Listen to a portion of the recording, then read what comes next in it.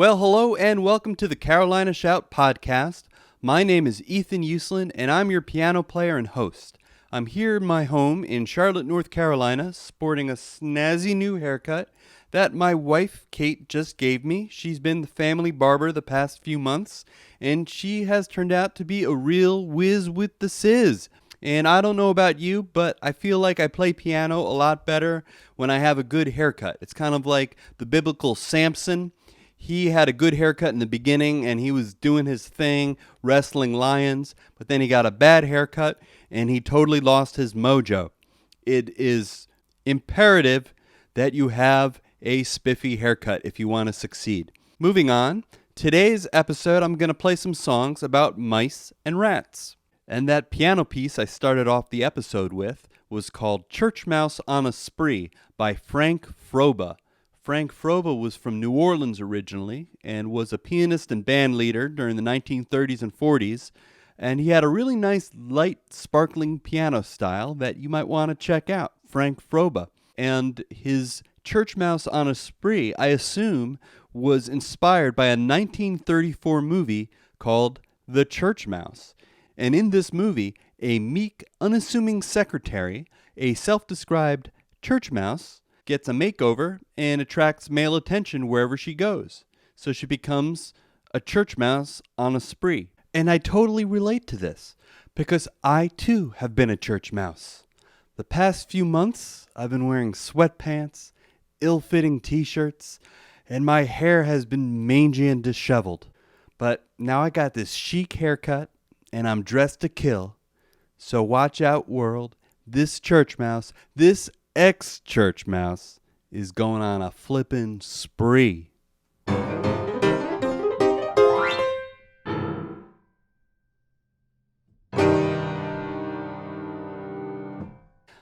The next song I'd like to play is called Mickey Mouse and Minnie's in Town. It's from 1933, and it's by Anne Ronell, who wrote songs for Disney at that time.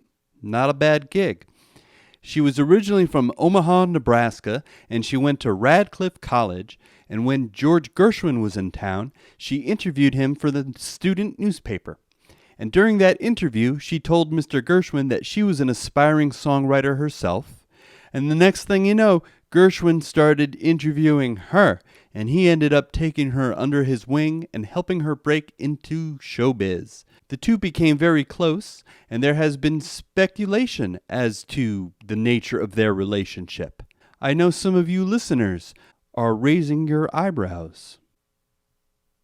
But all I have to say about this relationship is that later in life, when George Gershwin was long gone, Anne Ronell said that he had treated her as if she was a sister in the Gershwin family, and she had nothing but nice things to say about his generosity as a friend and mentor. So that's that. Case closed. You may now lower your eyebrow.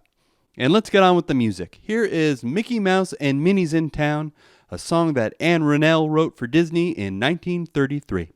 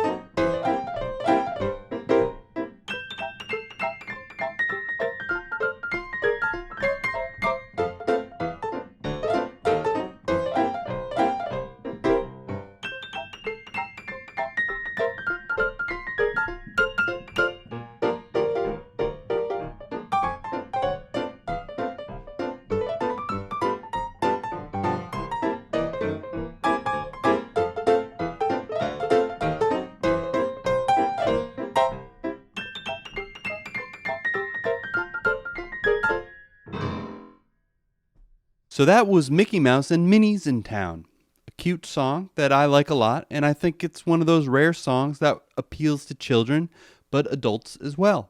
And yes, I can hear my grammatically minded listeners wondering about the title of the song, Mickey Mouse and Minnie's in Town. Shouldn't it be Mickey Mouse and Minnie are in town?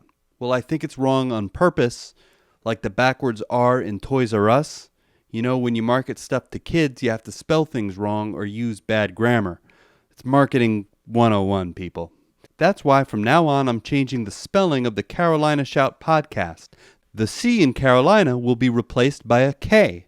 I think that will make this podcast more kid-friendly. Also, to appeal to the youngsters, I will try to make more language mistakes. On purpose.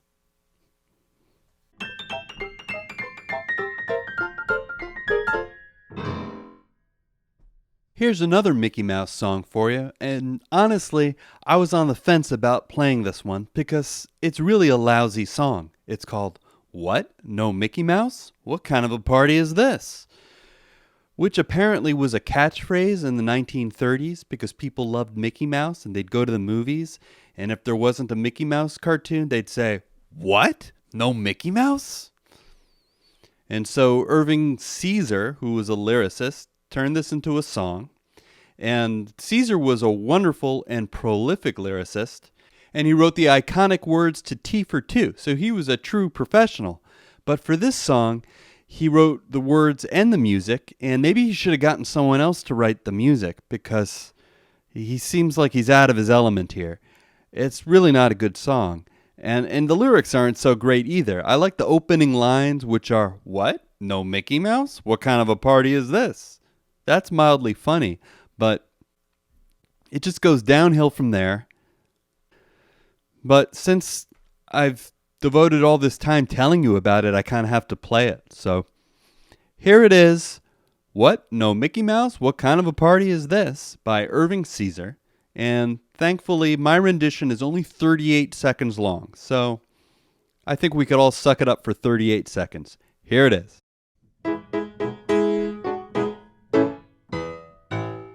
What? No Mickey Mouse? What kind of a party is this? Your lions roar, your tigers snore. I've heard them roar and snore before. I don't know why you'd make a fuss about your hippopotamus. Your dogs bow wow, your cats meow. I know that you can milk a cow, but Mickey makes me laugh and how, and I want Mickey now. So there you have it. What? No Mickey Mouse? What kind of a party is this? Not the greatest song in the world. I suppose if I had been more motivated, I could have played it with more passion and pizzazz, more gusto. Maybe that would have sold it a bit more. Maybe I could have gotten a real singer to sing it, but I don't know. I don't think that would have helped that much. I mean, the lyrics don't even make sense. I know that you can milk a cow. What does that mean? I think Irving Caesar probably wrote the song in 5 minutes, and he figured if he could tie Mickey Mouse into it, he'd make money. And he probably did make money. So good for him.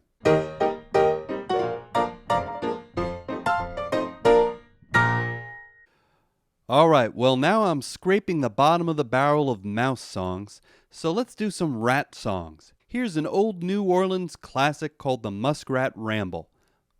I think the muskrat is a type of rat. It's like a rat that wants to be a beaver, but doesn't have the big tail. And yeah, it's a rat.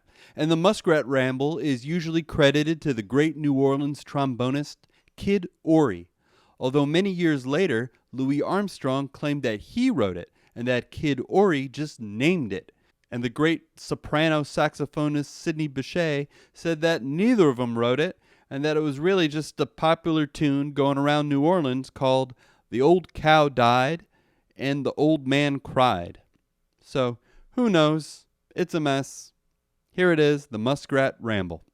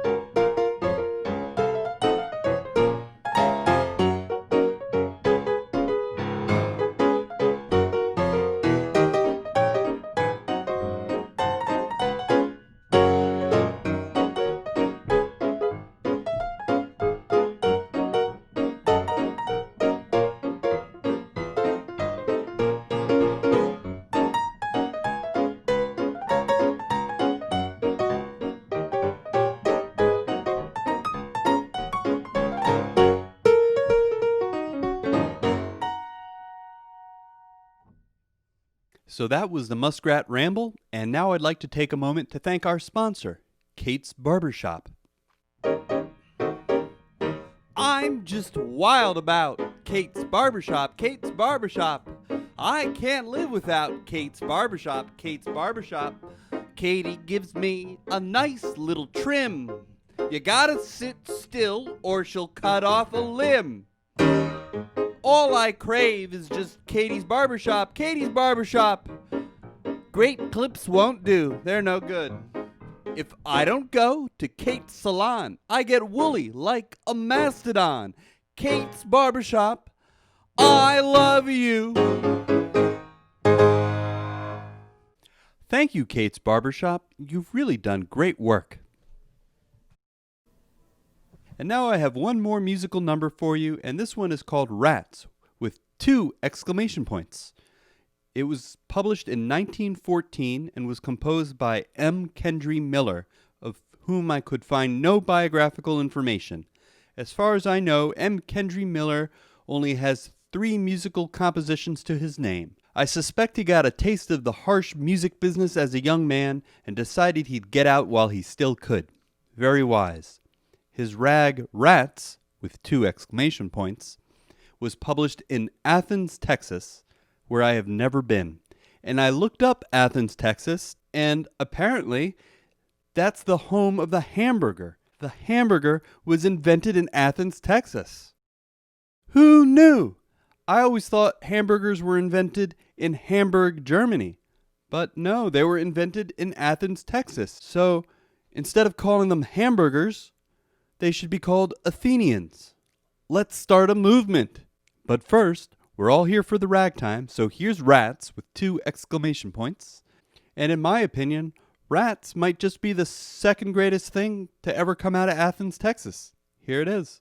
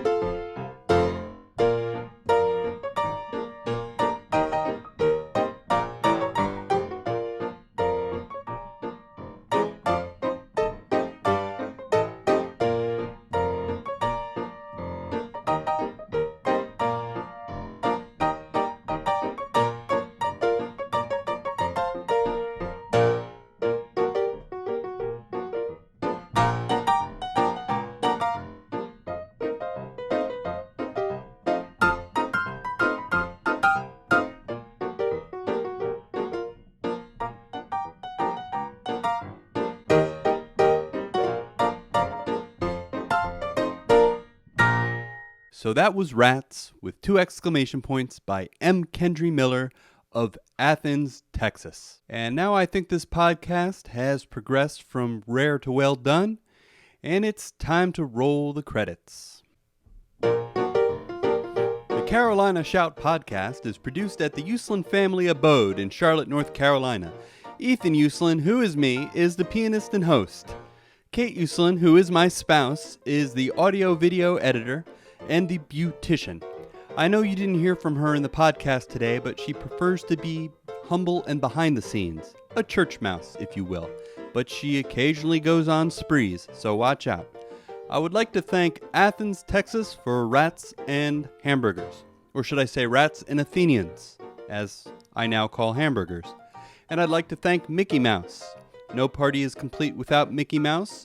Although as much as I love Mickey, my rodent of choice has always been the muskrat. When I go to a party, the first thing I do is scan the room. And if I don't find what I'm looking for, I say, "What? No muskrat? What kind of party is this?" That's my catchphrase. All right, I think we're done here. Thanks for listening to the Carolina Shout.